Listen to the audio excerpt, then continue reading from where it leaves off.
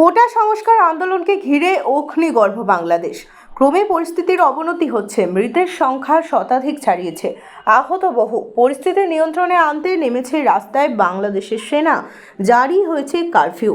সব মিলিয়ে বাংলাদেশে এখন ভয়ঙ্কর পরিস্থিতি।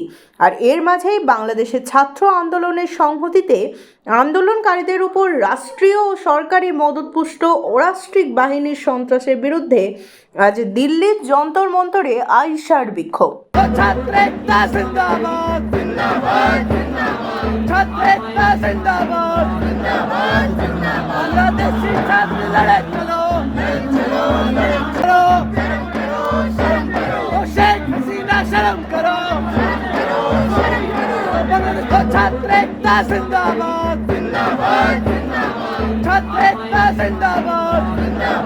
जिंदाबाद